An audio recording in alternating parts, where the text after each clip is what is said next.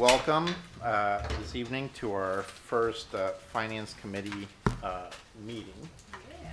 Thank you, everyone who's present. I'm not sure which other board members are planning to be here. A reminder, some of this is for public, that the committee meetings, every board member is welcome. The public is welcome as well, obviously. But not every board member can attend a committee meeting. And so we each have committees that we expect to attend if we can. So thank you all who are here. There will be no voting in this. This is both for us to be able to discuss and learn, as well as to inform the public of our budget process. One thing we obviously want to ensure the public is that our process, although there's a lot of detail that goes into it that's not done in the open only because it's a lot of hundreds of hours of work, we are inviting the public through the process as much as possible. And especially this year, as I think we've done this for a few years, but we had public committee meetings, public budget meetings, where we invited community members to participate as well and join us through that. So thank you to the team. The goal of tonight is to walk through the budget process. If you look at your agenda, to discuss from the timeline, our priority-based budgeting, what that means and how we apply that to our work today.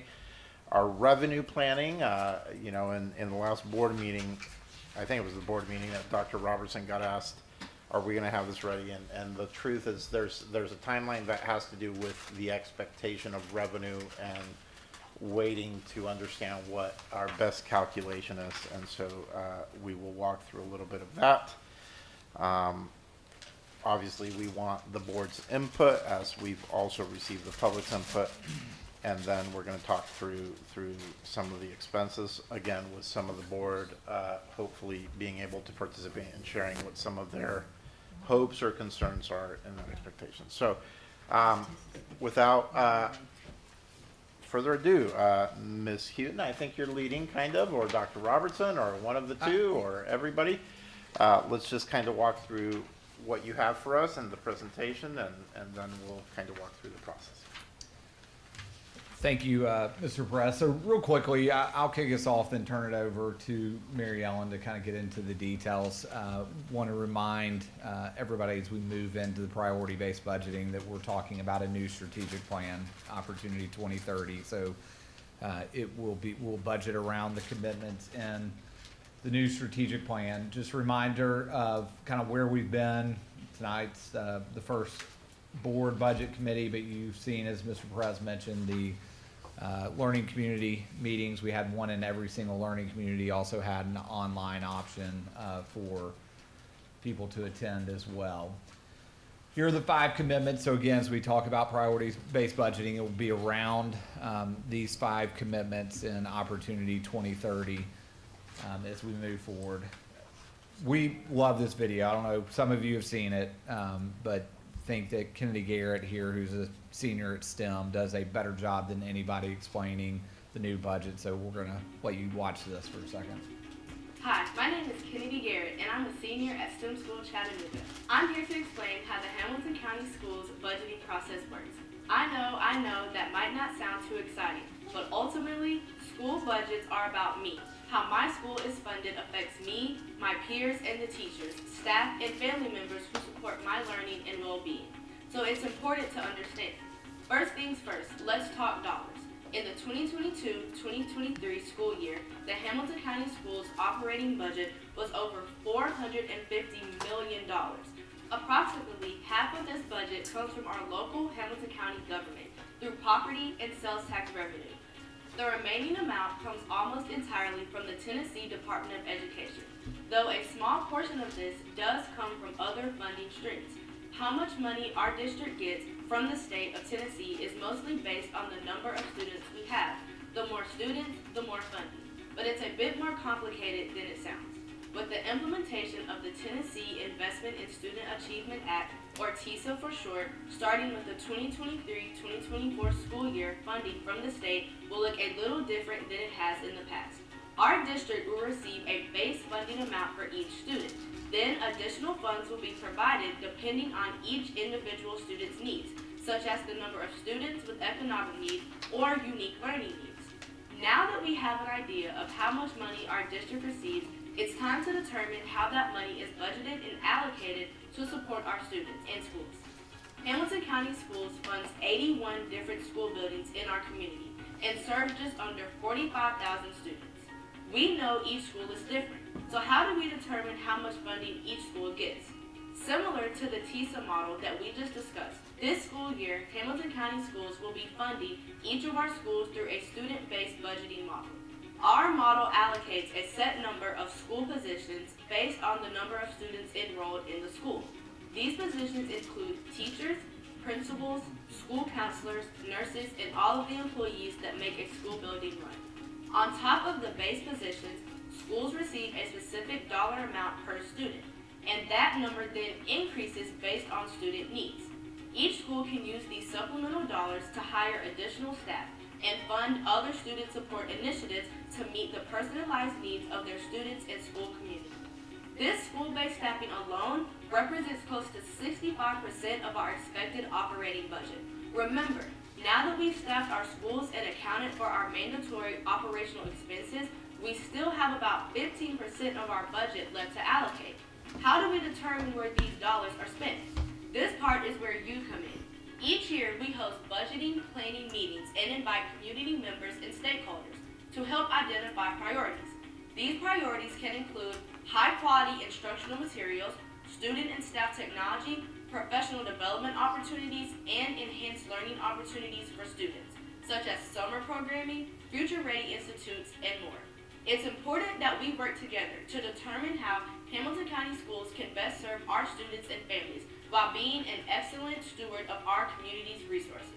After HCS has received school budget requests and has worked with our community members to set district funding priorities, HCS presents our operating budget proposal to the school board. If approved, it will then be sent to the Hamilton County Commission, the legislative body that serves as the final vote on our district's budget.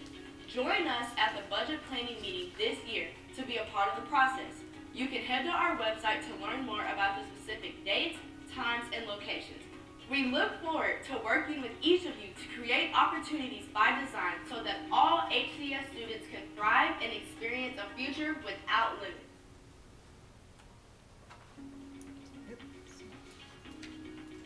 Hi, my name. Let's hear it again, because it was right. We love that. She did a great job, and I think our work is done, but we will dig in a little more. So I know this is the first budget season for a few of you, so and it's a big one with the change to TISA. So we're going to do a little bit of kind of education along the way on some of the revenue, just to you make sure you're familiar with some of the terms. And kind of through each meeting, through the budget process, we'll kind of dig levels deeper. So next week we'll dig a little more into some numbers. So this week we're working kind of the high level overview. So in our revenue, the biggest component that we focus on is the operating revenue. And we'll dig into a little bit more about what that is, because that's the biggest piece, and that's really the piece that probably has the most, that ties in the local revenue and the state revenue and some of the things that we're still working on with the county and with the state, waiting to see where the TISA revenue comes in. In addition, we have state grants. Previously, we've kind of had those wrapped into the revenue we talk about, but we're separating it this year. There's some grants that have rolled into the operating revenue, but these state grants include the pre-K program, so that's outside of the operating revenue. Another big component that's going to be in there this year is the ISM grant that's funding the CTE programs. I think it's a 4-year grant, I believe. So one year of that will be in the state grants for this year. And those components together make up the general purpose revenue funds. Then we have the federal, and so that's a big component of that is Title I, as well as IDEA. And then we have a variety of other programs, and we'll again share some details on that next week. We also have ESSER, which is federal funds, but we break that out separately since that's gonna be going away after '24. So we wanna just make sure we don't, can see that separately since that's a big piece of the budget. And again, it's very large next year because that's paying for the work on the Tyner that's being built next year. Then school nutrition has a separate budget component that includes its revenue and its expenses.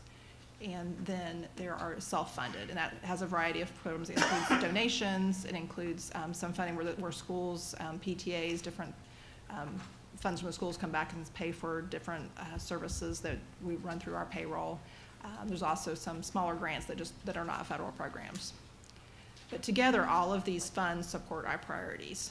So this is really focusing on a priority-based budgeting and looking at all of the revenue together as we think through. And so we try to also leverage, so especially XED's one example where we're looking at both the federal funds of IDA along with our GP funds to figure out how do we best serve our students and which funds can contribute to really best support that. Then digging into the operating revenue, I wanted to kind of show the transition from the 23 structure, which has BEP, to TISA. And then a component to keep in the middle is the maintenance of effort. So that basically says that the county has to provide the same level of support in 23 as they do in 24. The chart's different because the amount required local that goes into TISA is smaller than the amount required to go into BEP, but it doesn't change the amount that's coming from local. But it does change how much is called additional local, and then that factors into some calculations, especially with the charter schools, because it changes how we do the calculations of their distribution of funds. Since we don't know yet, we haven't seen our updated calculation of basically how much our county can contribute to TISA compared to all the other counties. We don't know what that actual split is gonna be, and that split will then determine how much is left as additional local, although it won't change the local contribution in total. Is it not showing up on your? No, Oh, no. okay. But that's fine, we Okay. have that, Yeah, we have the yeah, paperwork yeah, right yeah. there. Yep. I Okay. come sing those. Um, Just like funding. Another change is in 23, the state grants for coordinated school health, safe schools, and family resource center they were included in our overall operating budget, but they were separate as state grants. They're actually calculated in the base of TISA. Although we do actually still have to track it, so we have to have a cost center where we can track that activity even though it's built into the TISA. Every conversation we have on TISA, I'm uncovering a little bit more and trying to understand what they baked into TISA and make sure we're aware of that. Because they gave us projections last March, so that base, I think it's 6,860, that's still the base. So they sort of projected what they thought they would be giving us this year. That number hasn't changed, but we don't know if that'll change some of the other components based on where they're predicting revenue and how they look at other components. So any questions on that piece? Because again, I think this is the big part of the revenue that we're going to be focusing on throughout the rest of the budget season is in here, and there's still obviously a lot of unknowns. We did get a first projection of TISA based on new numbers, and it's a little bit higher than March of last year. But it keeps changing, and it's based on the first 5 terms of, what's the ADM cycles, that's the word, of this year. But we know that data is always changing, so it'll be different when it actually comes out to our first cycle next year. I've got a question. Is the maintenance of effort based on a total amount? Is it based on an amount per student? Meaning Total. that if we have more students, that maintenance of effort doesn't increase necessarily. And it's also not based on a percentage of revenue by Hamilton County. So the maintenance of effort is just an amount that Hamilton County will guarantee. Correct. Okay. And you're saying the number that they're going by per student right now is $6,860? Yes, that's the TISA. Will that change at all? Or is I think that that's what set? they were gonna use for this year, but then each year they might change that number, depending on how they decide where to insert funds. And so our total TISA number has the base, plus the weights, plus there's direct expenditures for a couple of different things. For charter gets a carve out, there's funds for CTE, and for some testing. So we'll dig into that in the next meeting to dig a little bit more into the TISA expenditures. That's think I'm correct, if the only time that the maintenance of effort is affected is if our enrollment drops, correct? That's the only time they can, And yes. so it's by a certain percent, is it, I forget even what percent it is, if it drops, if they Yeah. can, okay. Yeah, and that's, they don't have to, but they could use that if they wanted to. Okay, I got a question. Okay. You, give me that number again, per student, that number. 6,860. How, I think I know the answer, or pretty well know the answer, but I want to hear it out loud. How does that stack up, per other states?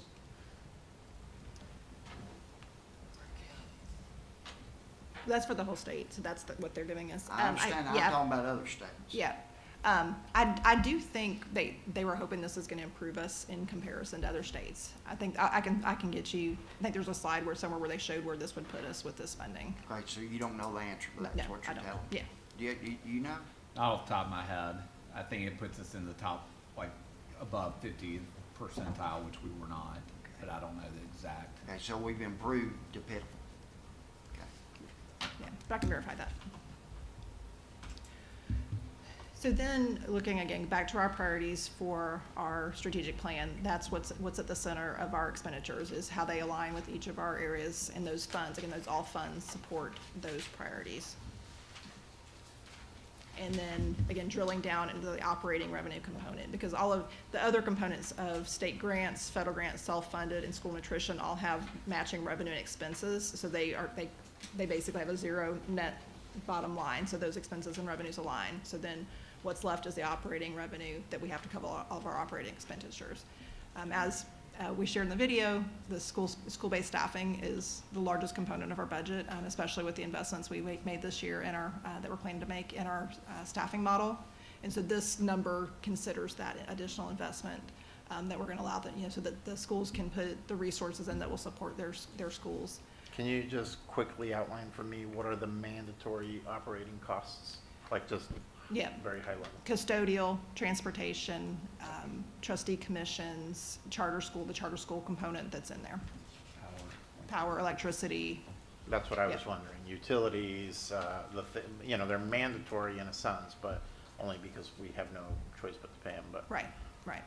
But they are flexible in that we can increase or reduce that Yes. mandatory cost. Yep.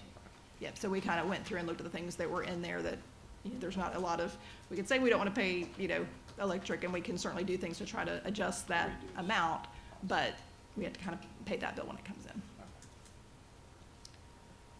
So I'm going to turn it back over to Justin, maybe for the slide. Yeah, so we really bringing back to you guys some input that we got from the community-based sessions. Again, we had 5 of those across the community and 1 that was online. We're elevating these 3 values, every employee valued, every student belongs, and every school equipped, because these are the ones that we're getting the most comment and the most, encouragement in terms of needed investment. So investing in our employees, investing in student connections, and then equipping schools. So what we're going to do is try to get some input from you guys, not just around these, around everything, but specifically around input that we heard from the community. Once we hand this to you, you get a chance to look at it. We'll ask you to rank some things, but then we want to kind of open it up for discussion, that as we go and start talking about that 15%, are we heading in the right direction? We don't want to get too far down this road and then we're not on the same page with you guys or the community. And so what you're seeing, again, across the board, are some things that we were hearing and the input that we got from the community. And what we're going to ask you to do real quickly is to go through and under each commitment is rank what you would consider your top 3, right? You can do them in order, or you could just rank, these are the 3 most important. There's something that's left off under the other thoughts and ideas. If you can add it there, we'll collect these at the end of the night, but this is almost like a note catcher for you that we'll take up and get. But if there's something that you see under a commitment that, or that you don't see that you want to add, please put it in that bottom right section that's there. So we're going to give you just a few minutes to go through and respond to what you're seeing here, and then get some overall feedback and reactions to where we need to be headed with that 15%. Does that make sense? Okay. I have a question. Go for it. Can you tell me the number of people who responded to these budgeting workshops online? Yep. Give us 1 second. I think we can. And I asked this question because less than 50 showed up at 5 meetings. At one meeting I was at, only 3 Yep. community members showed up. And they weren't even from the school where the meeting was at. It's going to take me a minute to get in there and Oh, find no the number, problem. so I can absolutely get that to you. What I can say is we did ask on our pulse check too to try to get a sense of this, if people would be more willing to come in person or do a survey online.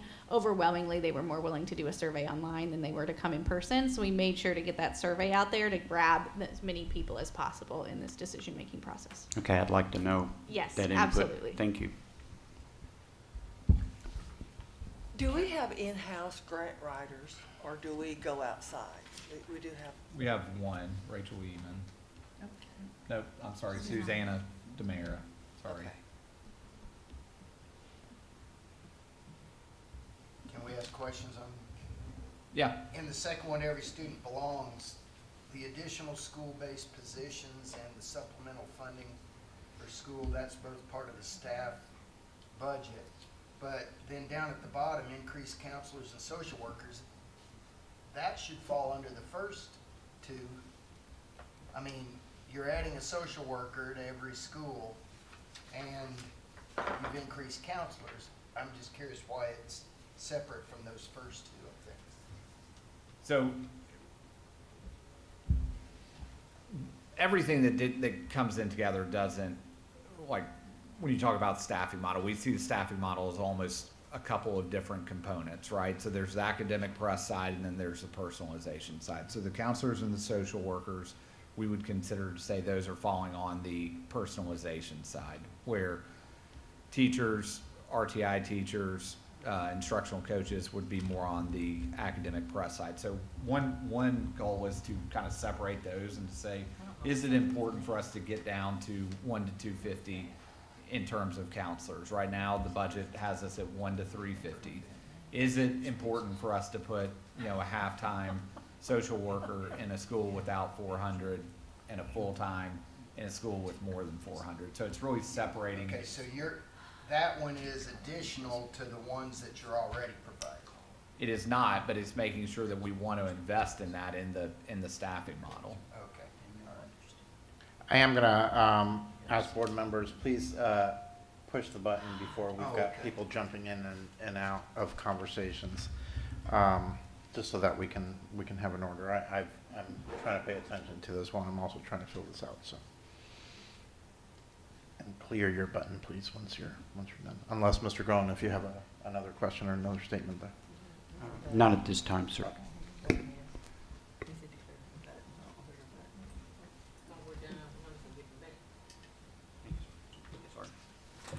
We'll take them up at the end if you want to hold on to them as we go through. And Mr. Groen, right now, we only have 24 responses on the survey, so we're not getting a huge amount.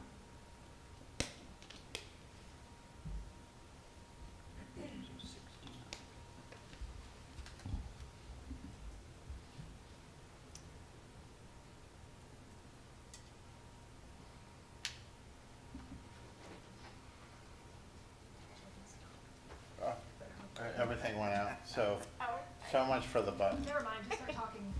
Bring out the solo cups again. We're gonna do this over.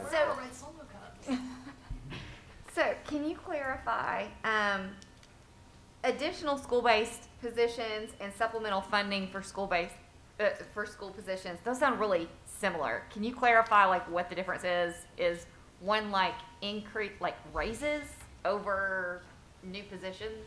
Yeah, so remember in the hybrid, we've got a hybrid Yeah. model on the staffing.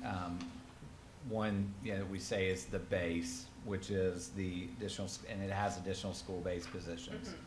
So schools don't have a lot of flexibility there. We're saying we're staffing K through 3 at 1 to 23, so this is how many teachers you get.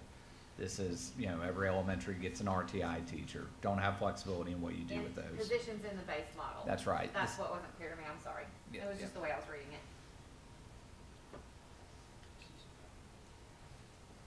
And Mr. Smith, I have some information on the comparison if you want that now. So their proposal is that after this change, that Tennessee would have the 12th highest base in the country and the second highest in the southeast. 12th highest base in the country, 12th okay. highest for the base. Mhm. It's good. Yeah, that's a big shift. Big shit. You said 12? 12th highest in highest the base. country, second highest in the southeast. Good. Per student. Yeah, base per student. And that's just from the state. Mhm. County doesn't do that either. Well, that number, the base number is state that and include county. both of 'em? Mhm. Yeah, Oh, okay. but that wouldn't consider any additional local. Do what now? That wouldn't include any additional local that we Yeah. get, yep. But I think, Ms. Thurman, you made a statement which I think is important. Our county does, I think, statewide, our county provides higher than most counties are required to provide. So I can't wait for them to provide even more one day.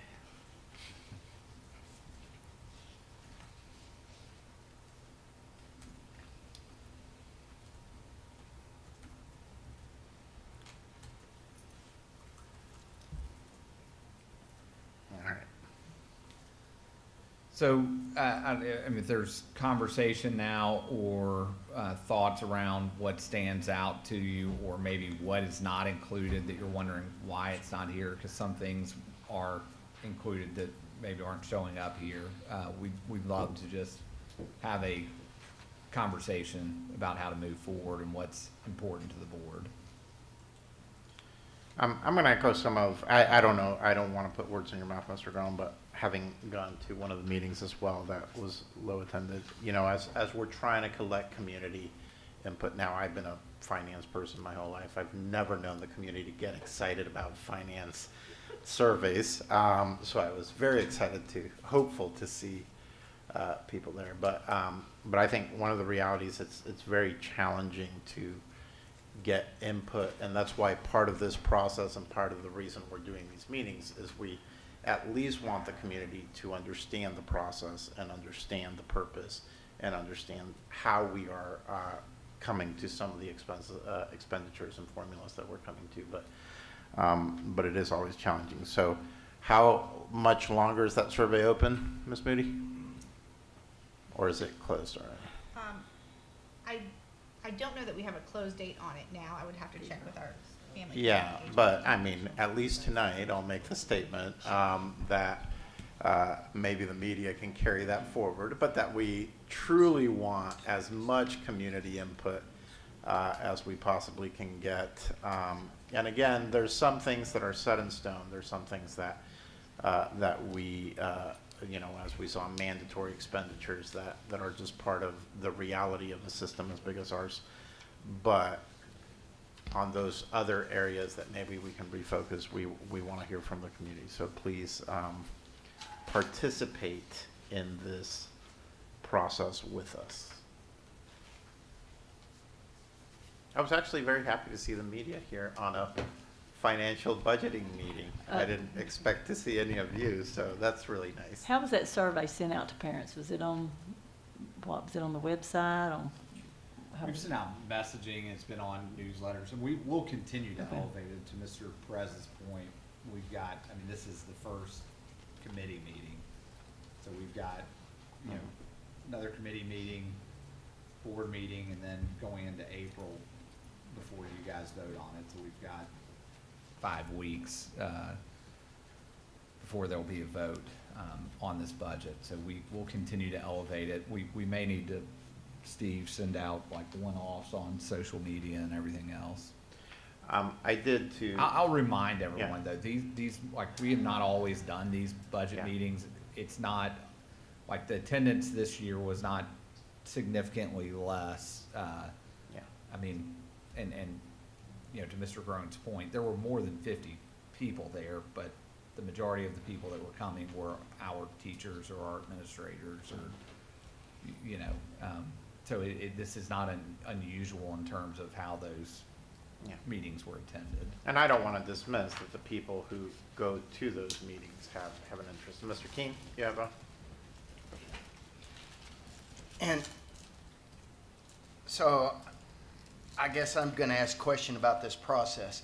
When we got voted onto the board at the beginning, I got a big notebook and it had this year's budget in it, pages and pages and pages, which I looked through and even asked questions, what did this mean? So we're going to get that sometime very soon, I hope?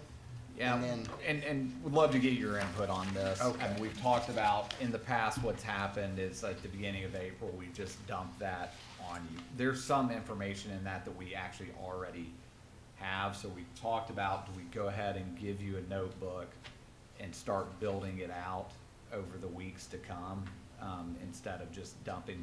Now, the meat of it, what you're really gonna wanna see will come at the beginning of April, but we could go ahead and at least build out the first part of it and everything else instead of just putting the whole thing on your plate beginning of April.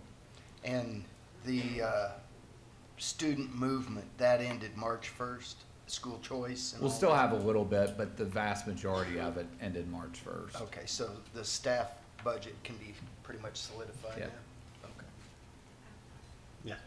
I have a question on the student movement and school choice. Is there something in place based on last summer? Is there something in place that once a seat is accepted, that there's not going to be a whole lot of movement over the summer? I know that last year there was a lot of movement, like there were kids that were committed to going one place and then a seat opened up, and that they were allowed to move even all the way through the summer up until like the week before school. Is there some kind of cutoff to where like?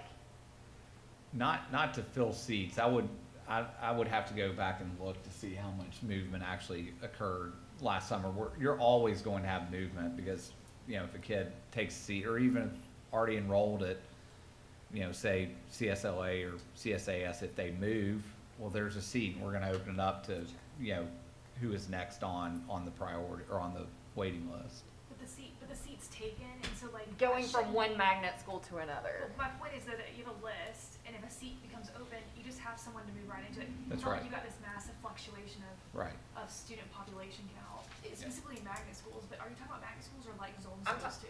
I'm talking about magnet schools. There was a large shift with the seats that opened up at CSLA that, like, there was a list of kids that were committed to going places, and then as seats opened up at CSLA, a lot of kids moved over, and it messed up the staffing for other magnet schools that they left.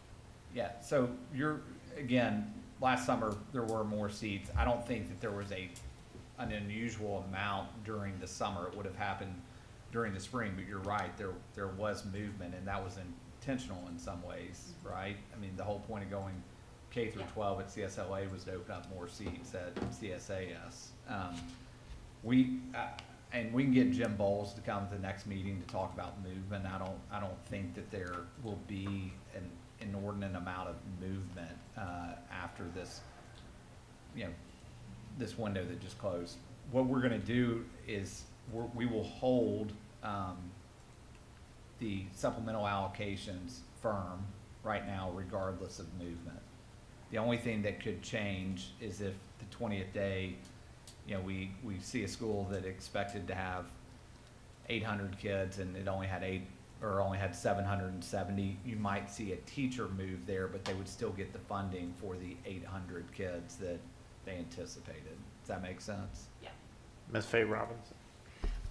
My question is movement as in population, coming into the county and as well as going out. On an average, what does that fluctuate a year? We do, I don't know if you. I'm not sure I know the average. I do know last year we saw about 1,000 more students. and we were projecting that. So I do think, it's an imperfect science to do projections. And we don't specifically take into account like, real estate or any kind of fluctuations we know there. But we do kind of feel like our projections allow us to see. I didn't know if we allowed wiggle room in the budget to anticipate that. We do. Thank you.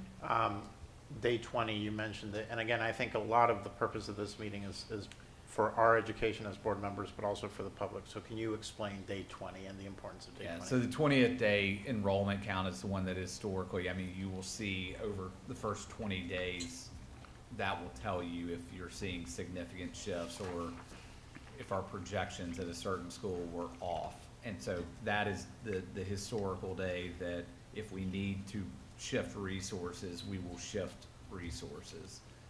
We've gotten pretty good where it doesn't have a massive impact. It's not a lot of movement, but we always hold out the chance that on 20th day enrollment that we will have to move some resources. So back to your original question, Mr. Groen, you have a statement here, but let me just rephrase the question you asked. On this sheet, if anybody wants to highlight any things, this is a good moment to discuss those things that for you would like to see as priorities as well, things that are really important to you. Mr. Groen, Is this what you're talking about? that's what I'm talking about, but you had a question or statement before that when I started. Yes. Could you get the school board a list of how many actual openings there were at these schools? What do you mean? So for example, say there's going to be 75 seats available, Oh, by magnet school either by magnet school or open enrollment? or, you know. Yeah, yes, sir. So it may be 75 seats, but there might only be 10 openings. So can we get that information? Yes, we're required to post it online, I think by October 1st every year. I do think we keep those, like record of those and don't wipe them year over year. But I'll check the website right now. And Well, see. in reference to the period of time that we had before requests were ended on March 1st. So actually, how much movement did we have? I'm not sure I follow. What we do post is the number of seats that they'll be accepting. And so that's available to families before the lottery application ever opens. And that's true for magnet and open enrollment schools. Mhm. And then when the lottery runs, they create a randomly generated wait list, essentially. And then it's kind of first off the list of that randomly generated list to get into those seats. If someone declines it, the next person in the list I pops in. understand. Yep. Well, let me get with you on that, okay? Oh, sure. No problem. Thank you, sir. And that's the same with charter schools as well, right? Charter schools, some of them are part of our lottery process. Some of them do their own process. They have. Well, the I mean, I autonomy. know, but I mean, they just go to the next person, so that would cause movement as well. It could. Yeah, Yes. it could cause movement. Mhm. Because a lot of people are on the waiting list for some magnet school, for some charter schools, I know. That's correct.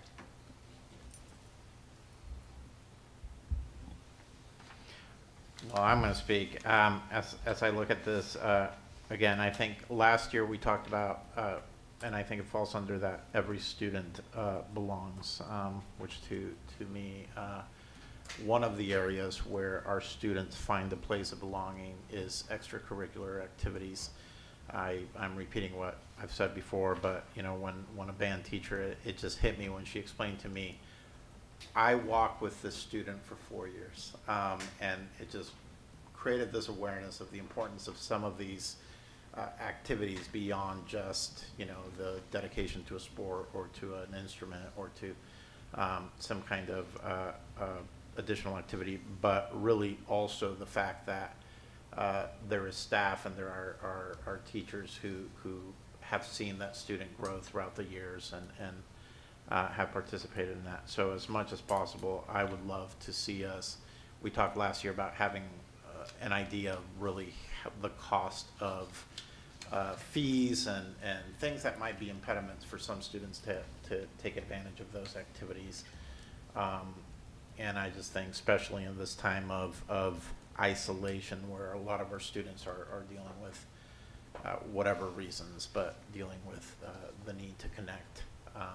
I would just love to see, and just this week I had a conversation, regarding one of my kids that as much as they've succeeded in school, they don't go to school for, those subjects. What motivates them, what drives them, what they love going to school for tends to be some of those other activities that are available to them. I want to make sure that all of our students can have as much as possible of that. Ms. Thurman? Yes, under this Every Student Belongs, additional school-based positions, I think we have a different interpretation. That's one that I'm just very hesitant to do that because I just looked at my school board agenda before I came. I had a few minutes and pulled it up, and I see we were asking for 4 more positions under the seed position. Under the seed coaches, we're asking for 4 more positions on our next school board. So I don't consider those school-based positions, so that's why I'm very reluctant to even mark that one, because the school-based positions I'm talking about would like to see, I would like to see us put a janitor in each school that is a Hamilton County employee that is responsible for that school, that they are there to make sure that everything is done, and they take ownership in the school. Our schools are in such terrible shape. Our gymnasiums are abysmal, some of them. I just don't know what else to say. It's really quite embarrassing sometimes. I know Soddy Daisy Middle School gymnasium, the bleachers. Matter of fact, I have spoken with some of my friends. We're going to go and try to clean those bleachers up ourselves. I mean, trash brings on rats, trash brings on roach bugs, it brings on all kinds of things. And I would just like to see a janitor in each school that, like I say, is a Hamilton County employee. I would much rather see that than some of these. So our idea of school-based positions is totally different. That's why I'm just very reluctant to mark that. I would like to see some more school-based positions, but this is not them.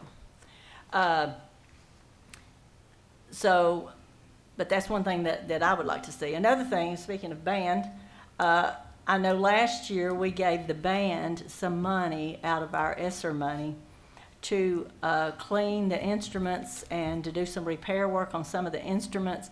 And I have had so many band directors tell me how much they appreciated that and how much that meant to them. The band has always been something that I think we just have always overlooked. And some of our smartest and brightest kids are in the band. They just are. And that just really gets overlooked for lots of reasons. That's another place I would like to see some more, like you say, expanded student extracurricular opportunities. I don't know if that's where that would fall, but that's one thing that I would, those are a couple of things that I would like to see. And then, of course, every school equipped over here additional capital maintenance funds. Of course, that's something that I've said many times, that we're millions and millions of dollars too short in our maintenance funds. So, like I say, I guess it's just how you interpret some of these things. That's why I'm very hesitant to mark them. But we're going to have to get I think that our school buildings and getting our school buildings where they need to be, getting them clean, getting the supplies we need in our restrooms and things like that are a lot more important that will affect children a whole lot more than some of these positions that we're hiring.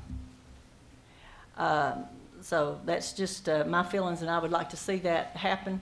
I don't think that hiring a janitor and, like I say, a lead janitor in every school would be any more. See, I always like for people to show their hand when I say what we have money to spend on, what you have money to spend on. So you can't tell me we don't have the money. We have the money. We just choose it to spend somewhere else. It's kind of like playing cards. You let other people play the cards so you'll know what they have. I know what you have. I know we have the money to fund these positions. So if we have the money to fund those positions, then we should have the money to hire the janitors. Because to me, the janitors and getting our schools in some kind of shape and keeping them maintained is a lot more important than some of these others. It's going to affect every student in the school. And I don't know why we just want to assume that every student in Hamilton County has some kind of social emotional need, that we need all of these counselors and all of these seed coaches and all of these people. Not every student in Hamilton County has a social emotional need. They just don't. And by continuing to shove this down their throats, we make all these kids think, well, maybe we are supposed to have something wrong with us. No, they don't. And, you know, I've just seen all this stuff. I've seen this stuff. Like I say, when I first got on the board, not every school even had an assistant principal. And now we have 2, 3, 4 assistant principals. We have executive principals. We have dean of students. We have all of this. And I don't see where these new seed coaches are going to add one thing to that, and unless some of these other people are not doing their jobs, and if they're not doing their jobs, they need to be replaced. At this whole budget thing, and I told you, I was very honest with you, Justin, from the beginning. I never thought that these seed coaches should be in the base for every school. Yep, we talked about it, and you're right. You're exact. We And- actually played a card game over this, to be honest. That's with right, you. that's It right. was And I a saw card that you had the money to do this stuff, and we've been being told we didn't have the money to do a lot of this other stuff that we've been trying to get done. And come to find out, yes, we do have the money.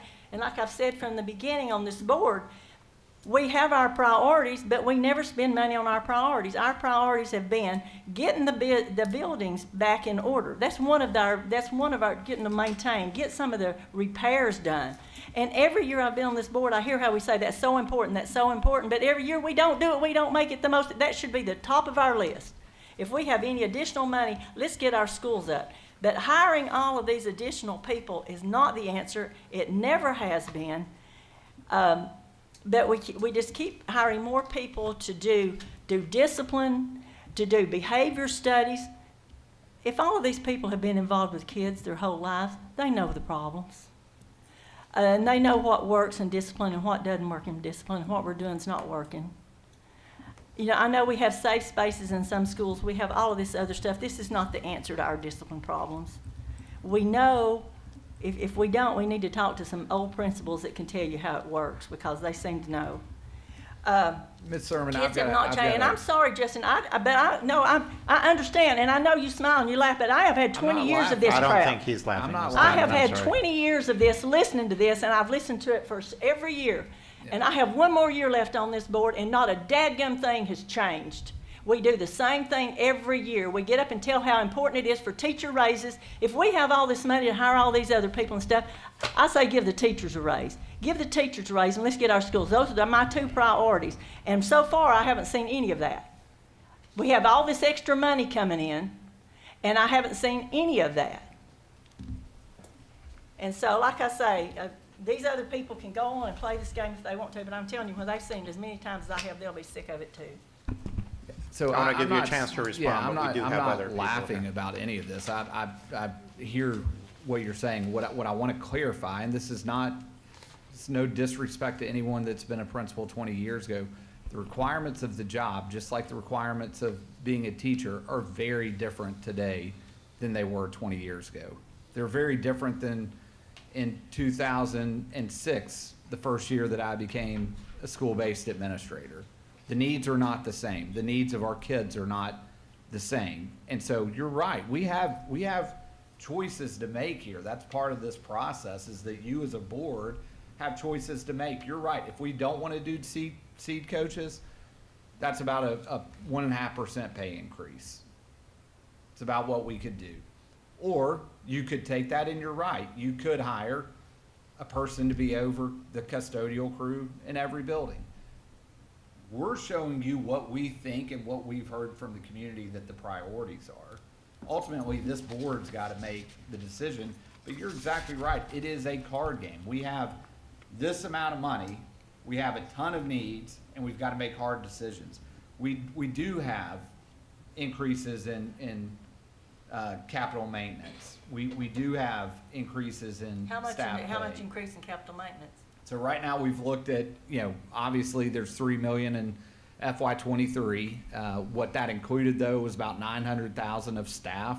So one thing we've already done is we've moved that staff into GP, so that frees up about $900,000 to go to capital maintenance. In our card games, we've looked at anywhere from a $6 million capital maintenance budget or a $10 million.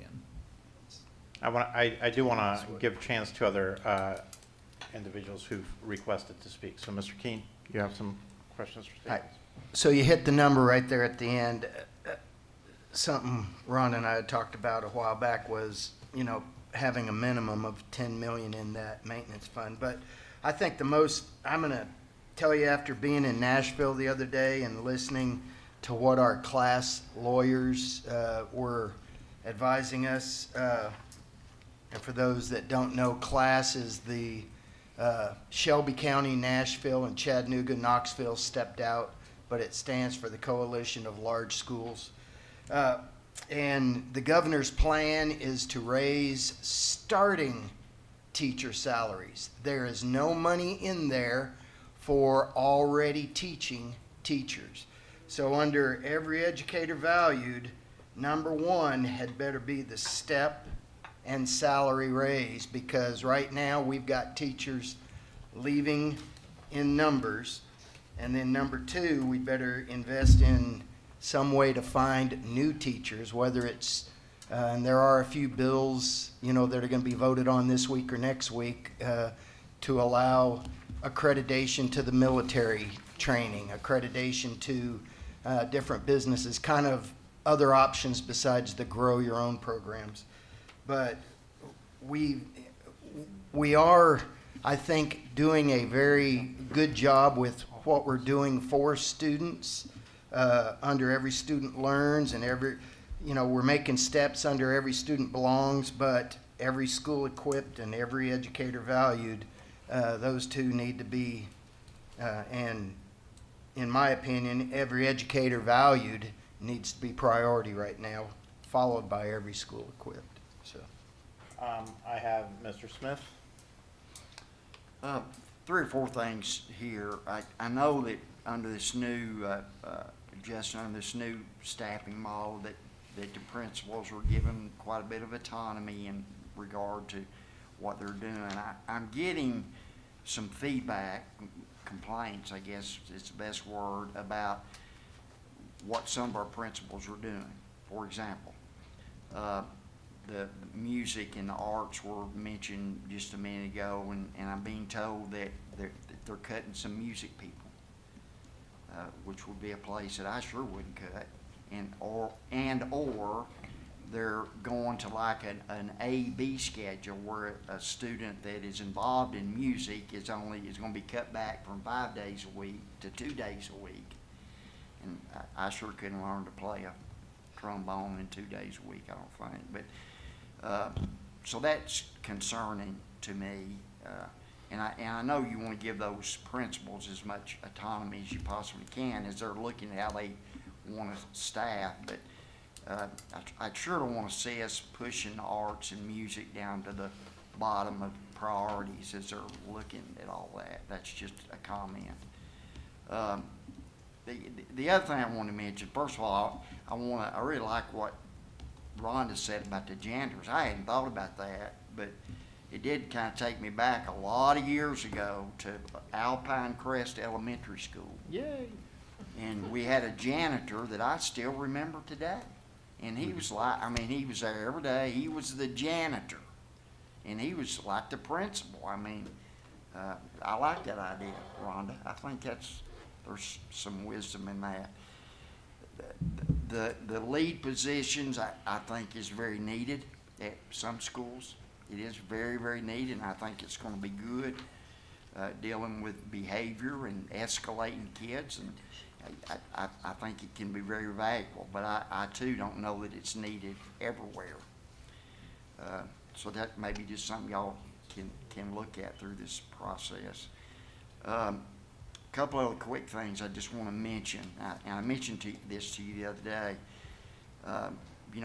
I see kids every afternoon, and they're at-risk kids, and they're mostly middle school age, and we're always, I say I'm always talking about how important parents are and being involved at home, and that's where everything starts, I think, and kids' behavior issue, all that starts at home. But we got a lot of parents that are engaged, grandparents that really want to help, academically and help with their kids. And I'm telling you, we got a lot of grandparents raising kids. And I see a lot of them every day that are raising kids. and they can't help their kids academically. They can't help them. They want to, but the reason they can't is because they don't know how to navigate all the technology we're using. I mean, they want textbooks. They want to be able to open up a textbook and be able to walk kids through assignments and stuff, but they don't have that anymore. You know, everything is done, you know, on Canvas or on PowerSchool. Or, so I don't know why we got away from that, you know, why we got away from textbooks. I'm sure there's a good reason why we did. But I just think that that's something we ought to look at again, especially for the youngers, maybe the elementary and middle school kids, because we got a lot of parents that want to help, but they can't because they don't have they can't because they don't have the book, they don't have the instruction to help. So just want to throw that out there. The other thing I'd like to see, and I'm sure y'all will do this at some point, but I'm kind of a visual guy, and you guys always do, as I recall, since I've been here for 8 years now, this pie chart that kind of shows where the money's going. And, you know, we always hear about, you know, we're spending too much money at the central office. And, well, maybe we are, maybe we aren't. But I think it's important that people know just, you know, how much money is being spent in terms of the whole. I think that's important for everybody to understand as y'all are looking at priorities. One other final thing, and I'll hush, and I'll put it on my list here as I'm doing this priority-based worksheet. Our athletic facilities, especially with middle school. You know, you can go and drive 15 minutes to Catoosa County, Walker County, and their athletic facilities are just amazing. And ours are pretty bad. Even at our best places, we can't compare to our neighbors right down the street. So I hope that I'm sure that we are, but I'm hoping we're looking at ways to improve our athletic facilities. Many of our middle schools, you know, don't even have a field to play on, different fields to play on. They have to borrow their high schools. And no lights, so they can't do activities in the evening. And I know there's just so many needs. It just almost gets overwhelming when you try to look at it. So as you're shuffling the cards, and then I just kind of where some of my thoughts lie. And again, to echo what Gary just said, if we want to keep and find and keep good teachers, we got to pay them, and we got to pay them fair. I've sat in a lot of classrooms, and I'm telling you, they have a hard job. They have a hard job. So I'm done there, Mr. Chairman. Ms. Mosley Jones? So I have a question about, well, one of my main priorities coming from across the district as a whole, but especially in District 5, are supports for athletics, and mainly the I don't want to say non-popular, but not the mainstream sports. So like softball, soccer, the sports that baseball, track. I know like at Brainerd, we don't have lights at the track. We had stadium issues was the thing. Softball is a thing, and I know for Brainerd and Dalewood, both of them have softball teams, but they practice at First Cumberland, they play at Warner Park, we pay to rent Warner Park. It's just a whole lot going on there. So for me, some of those sports, Is that at Brainerd? at Brainerd and Dalewood. Well, we just don't have the field. Well, community member drug it, and they drug it only for baseball, and it used to be for baseball and softball, but now it's drugged for baseball. And I'm not a sports person, so I don't know all these terms. But you can't convert it over now, and so now, but they did get a big. There's a place back there, and there were plans on the they're original working on it. plans to Okay. put them. Yeah. There is not one, or it's overgrown. And so again, like, Yeah. I mean, I hear you. It's overwhelming. Like, we're getting piled up went on on these things that are 30 and 40 years old, right? And Brainerd, you're Brainerd right, is one, and Dalewood. Also, going back to once again, I mean, I support the other things as well, but those are big things for me. Band, choir are big things for me. Like, once again, Brainerd High School does not have a choir teacher. We don't have a choir teacher anymore. Not choir teacher, no, we don't have choir, but we don't have a band director either. One of the school sponsors has been keeping the band afloat because the children are well inept and learn the music and they can still play it whether they have a director or not. And so that's how they've been performing. That's a big deal to me. Knowing what Brains Band used to do, being able to grow that back, and then feeder patterns. So Mr. Smith talked about the middle school thing, right? And so we know that oftentimes I played band in middle school all the way through high school. So you start it here, you take it here. Same like with sports and the extracurricular things. I think oftentimes would also aid in some of the other concerns that we see with students because they're. My mom used to always say, I'm gonna keep you busy. So I was kept busy a lot. So I did stuff. And so I didn't have time to be idle. But I think that's really important. And then like uniforms for those things. And I'm starting to be that person, like when I was a kid in school, I'm at that age now. But when I was a kid in school, a lot of times, a lot of the costs now that kids have to pay for themselves, there were like boosters and there were other things that helped to like foster that. And then I know communities are different. I mean, I feel like I've sold cheesecakes and cookies and gift wrap and all kinds of stuff to raise money to get places.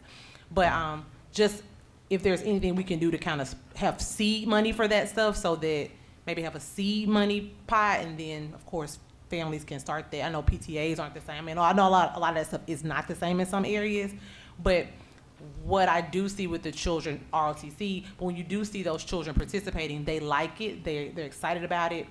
And I just go back to like the Brainerd kids, like they have no director and they march, like they just marched in the Martin Luther King parade, just on their own mental knowledge of the notes. And so I think when you can do things like that and foster those things, and I know that's not just the issue in my district per se, but like several others have said that, but just some supports that way alongside with that. Second to that, another key priority for me is the every educator value. And I just want to go back to this, and I literally just had this conversation today in my profession, my other life.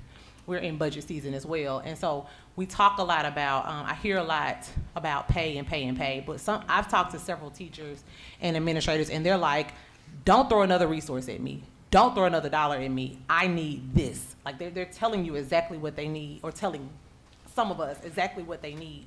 And so I do think, of course, everybody wants to be paid more. Who doesn't, right?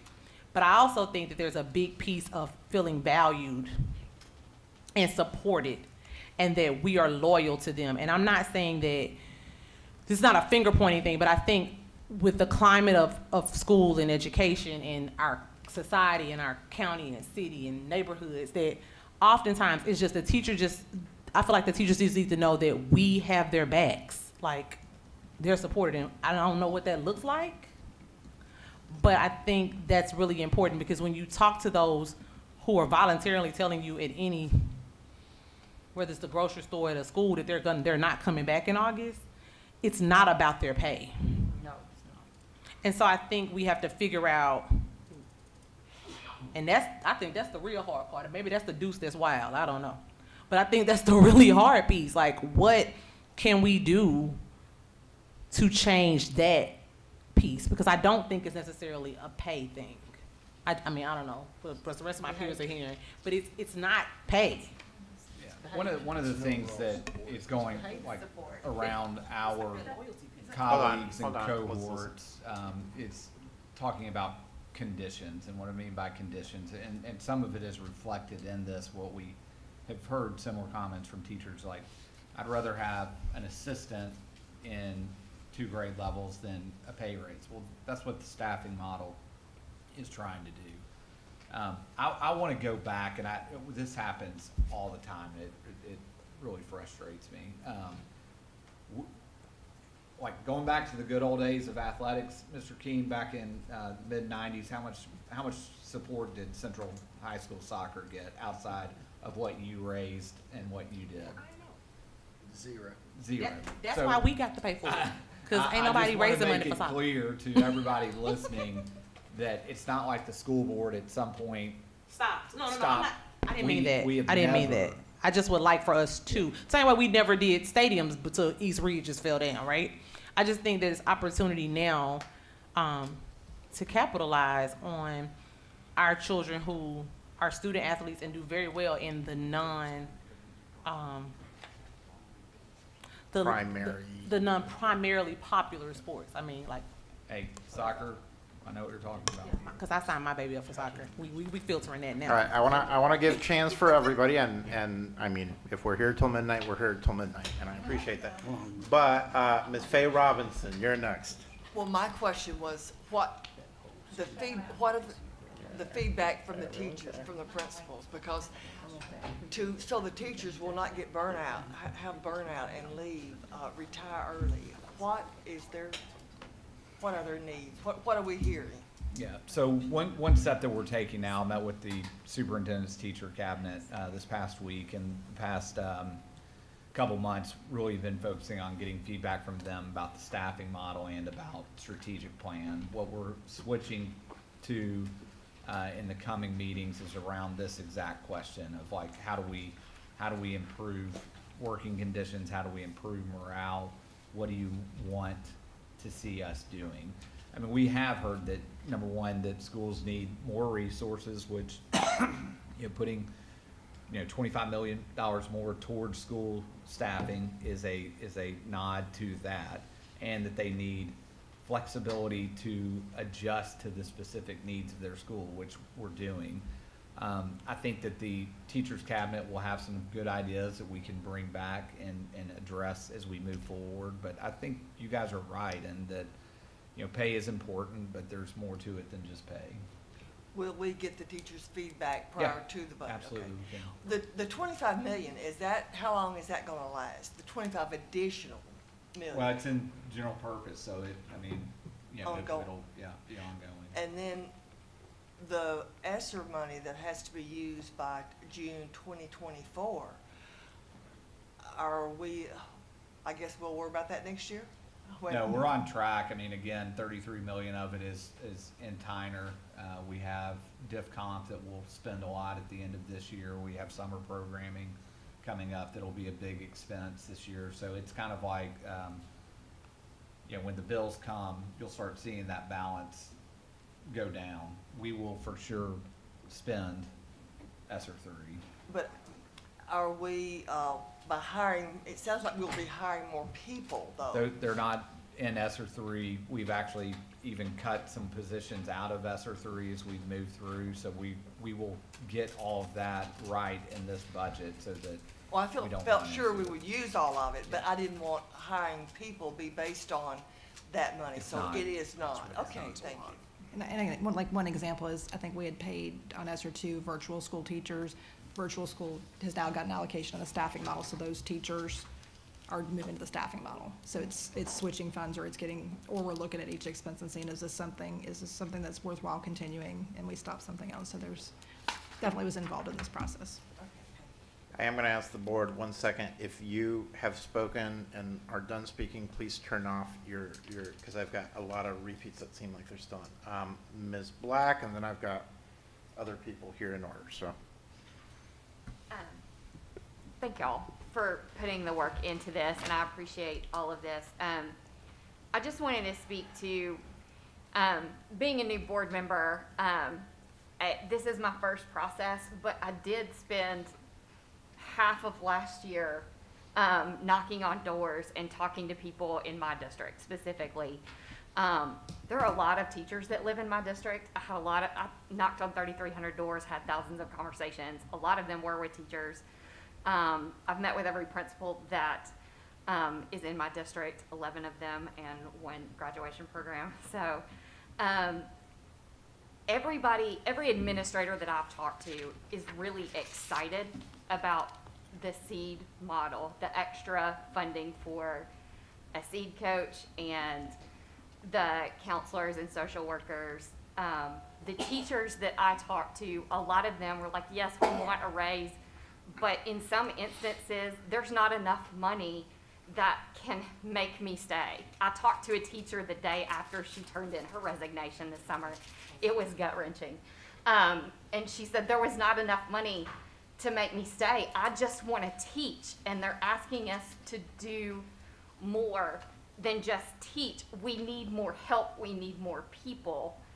And I think the staffing model actually does meet the moment that builds in a staffing infrastructure that can deal with discipline, that can deal with students that have high behavioral needs, puts people in the building, more adults in the building who can handle those really complex behaviors, because as we've said on this board behind this dais, 1 or 2 kids in a classroom can completely derail a teacher's plans for that day. 1 or 2 kids who are struggling with behaviors can really throw everything off track. And if a teacher needs help and sends a kid to the principal's office and they come back 30 minutes later with a bag of chips in their hand, it's likely because there weren't enough adults in the building to be able to really meet that kid's needs and figure out what was going on and handle that issue.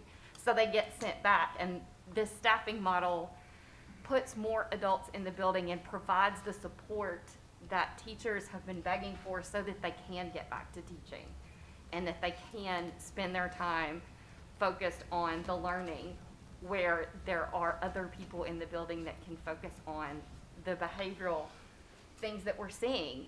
Every single neighborhood across my district, it didn't matter whether it was Lookout Valley or Alton Park or East Lake or parts of Brainerd. Everybody was talking to me about behavior. Everybody was talking to me about bullying. This puts adults in the building who are knowledgeable to deal with those issues so that the teachers can move forward and teach, and it provides the staffing support to do that. I think it's incredibly important. I've gotten a lot of positive feedback from the staffing model, from the administrators, from teachers. Teachers are really excited to have the help people in the building who are specifically focused on some of the more challenging behaviors that they've been kind of left to deal with up until now. So I just wanted to give that feedback from the conversations that I've had. Everybody is appreciative of the thought that went into this and providing the personnel support to kind of meet the moment right now. Ms. Thurman, I have you again.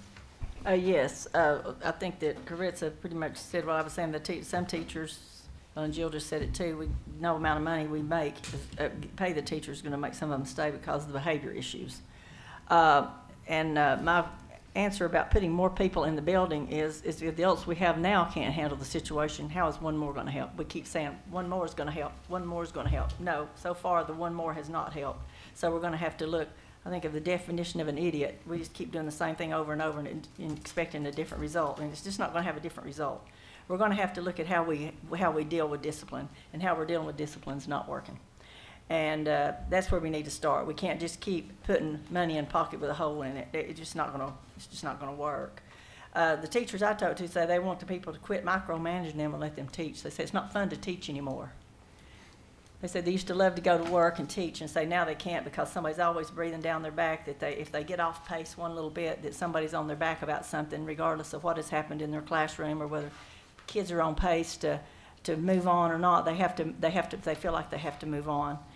And and I know right now, I'm not real sure where we are in this math curriculum I am going to process. ask the board, like, let's say to budget. I don't know Okay, if well, this that's, is a well, budget. this is Okay, a yeah, budget if question. it's budget, perfect. But I just want to know where we are in this, and if the reason that we're not getting math books, I think that's one of the things that the board has been made aware of through some parents complaining. Is this because of budget situations that we don't have math books?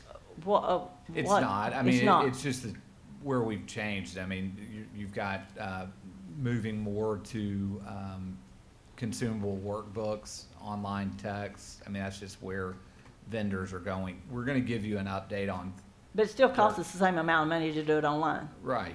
And again, So we a make lot that of- choice. No, a lot of vendors are not even producing hard copy books like they used to. They produce a consumable book. Okay. And then the hard book is online. not to get off a budget, but it is a budget But thing. that's what I wanted to know, if We'll- if we needed to provide more money or what the deal was. I just didn't know. And we'll give you a update next Thursday about where we are in the math adoption, have recommendations, and then bring it back to you in April for a vote. So it'll give you a full month to ask questions and look and Okay. all that. All right, I've got two more, and I'm going to close it there. Well, I'm not. You guys are the board, but I would love if we could start wrapping it up. Mr. Groen. Boy, there is a lot to talk about. But I want to echo Ms. Jones and Joe Black. I was very, very surprised how many how many employees and teachers were in my district in Eastridge. Well, in all my district. And boy, did I get feedback. And discipline in the schools was the number one issue. I knocked on a door where there were 3 young ladies, all of which had quit working in Hamilton County.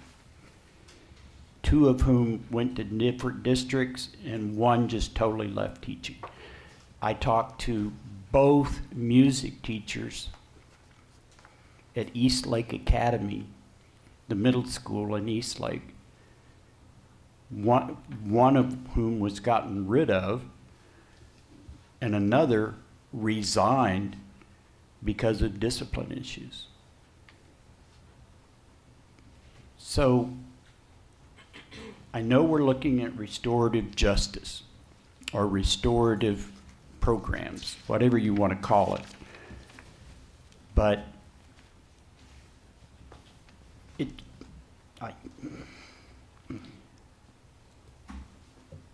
I just can't tell you how many stories I heard about this and how much of a bureaucratic paperwork nightmare it is for teachers with everything else they have piled on them to have to go through all this paperwork for every incident. And then to have principals get on their case because they lack classroom management skills. And this is not just in my district. And then I want to echo Caritza on the condition of many of our schools' athletic fields. Brainerd High School baseball field is one of the most horrific places. We should be ashamed. Oh, don't say that. Officer Ray worked really hard on that, though. I know. Oh. We should be It's playable. ashamed of having games at these facilities because they are so lacking.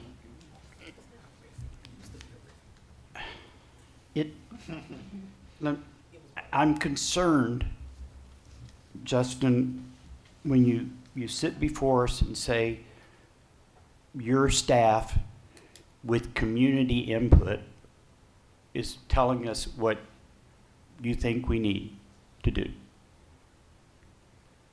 But the input, even if I'm being generous on statistics concerning 45,000 students, is less than 1/5 of 1%. We've got to do a better job. If we truly want parental involvement and community involvement, we have to do a much better job. We just can't put notifications out, on our district website. We've got to do a better job in advertising these things. We've got to look at innovative ways to get more retired military, retired anybody who's interested in the success of our schools into our schools. And maybe even just to read with 3 or 4 students or 5 students or 6 students separately. It's like the church I attend has adopted Eastlake Elementary School. So we have people going over there every week. to help with their language arts program or anything. Last year's budget was $456 million. So in terms of that, my question is, do we have an estimate of how TISA funds are going to increase to Hamilton County, considering that past legislation, the BEF, really discriminated against Hamilton County and some others?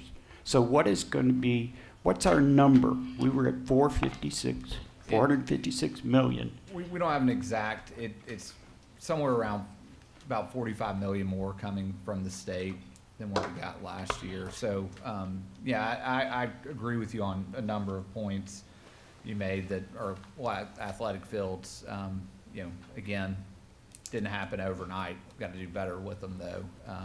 I agree with you that we've got to get more input. I want to be clear though, we're getting input. I mean, we've been around meeting with kids just like many of you have. We've been meeting with teachers. We got the superintendent teacher. It's not like we're only getting input from a couple of community meetings, but we would love to have more input in those.